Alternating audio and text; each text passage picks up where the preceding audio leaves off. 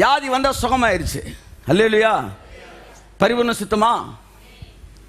பாதி சித்தம் தான். வியாதியே வராமல் இருக்க இடத்துக்கு நீங்க வந்துட்டீங்கன்னா பரிபூர்ண சித்தத்துக்குள்ள வந்துட்டீங்க.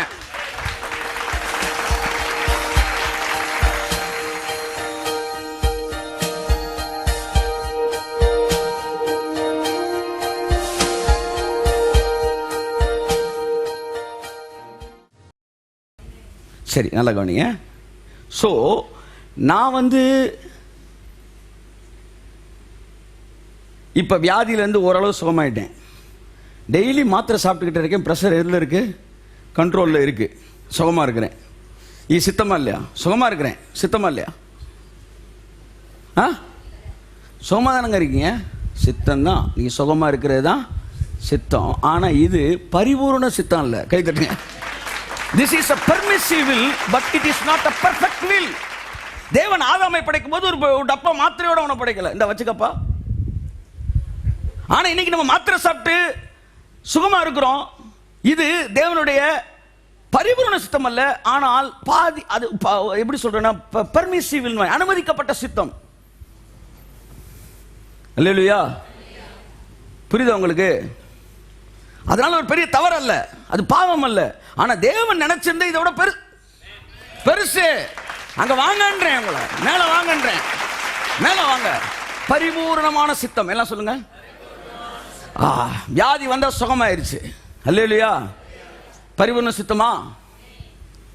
பாதி சித்தம் தான். வியாதியே வராமல் இருக்க இடத்துக்கு நீங்க வந்துட்டீங்கன்னா பரிபூர்ண சித்தத்துக்குள்ள வந்துட்டீங்க. ஆமென். நம்ப முடியல சார், நம்ப முடியாதுல்ல. ஏன்னா மனசு புதுசாகும். மனசு புதுசாகலைன்னா லைஃப்பில் மறுரூபமே ஆக முடியாது. 25 இந்த ஒரு விஷயத்தில் எனக்கு மனசு புதுசானோன்னு 25 வருஷம் ஆச்சுங்க. என் சரீரத்தில் எந்த வியாதியும் என்னை டாமினேட் பண்ண தேவன் இன்னைக்கு வரைக்கும் விடலை. இனிமேலும் விட மாட்டாரு. ஆரோனின் சிரசில் ஊற்றப்பட்டது அங்கிகளிலும் தாடிகளிலும் வடியும் என்று நான் சொல்லுகிறேன். கரங்களை தட்டி கர்த்தருக்கு நன்றி சொல்லுவோம். அதான் அழகா சொன்னா தாவீது, என் தலையை எண்ணெயினால் அபிஷேகம் பண்ணுனா. எங்க முத எண்ணெய் ஊத்தணும்? உன் தலை மாறணும், மண்டை மாறணும். நீ வாசல் ஒரு வருஷம் வச்சு எண்ணெயை உன் சோல்டர்ல ஊத்துங்க சார் சொல்லல, மண்டையில ஊத்துங்க. இதான் தேவையில்லாத சிந்திச்சு மண்டையில எண்ணெய் ஊத்துன உடனே அப்படியே கண்ணு குளிருது. மண்டை மாறிச்சுன்னா கண்ணு மாறிடும். மேலானது நீங்க பார்க்க ஆரம்பிச்சிருவீங்க. வியாதி இல்லாத வாழ்க்கை, ஐஸ்வர்யமான வாழ்க்கை.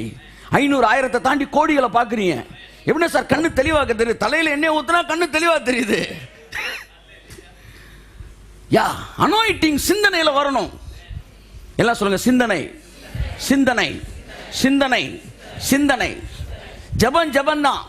சிந்தனை குறைவா இருக்கிறவனுக்கு ஜபமே அந்த லெவலில் தானே இருக்கும். புரியுதா உங்களுக்கு? ஜபத்தின் அளவு சிந்தனையின் அளவு.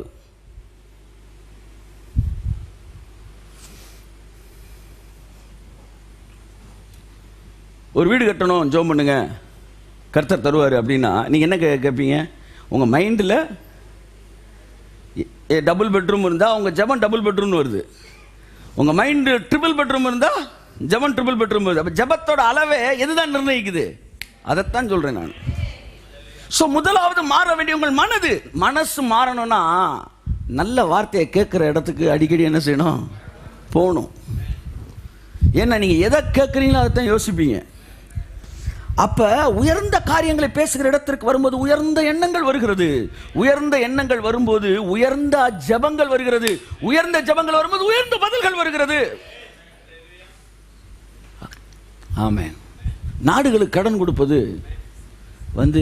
முக்கியமானதாக இருக்கிறது. திரும்ப அந்த வசனத்தை வாசிங்க. 12 நீங்கள் இந்த பிரபஞ்சத்திற்கு ஒத்த வேஷம் தெரியாமல் அண்டர்ஸ்டாண்ட் இட். மிகப்பெரிய பாவம் என்ன தெரியுமா? உலகத்துக்கு ஏற்ற மாதிரியே பேசுறது, உலகத்துக்கு ஏற்ற மாதிரியே வாழ்றது.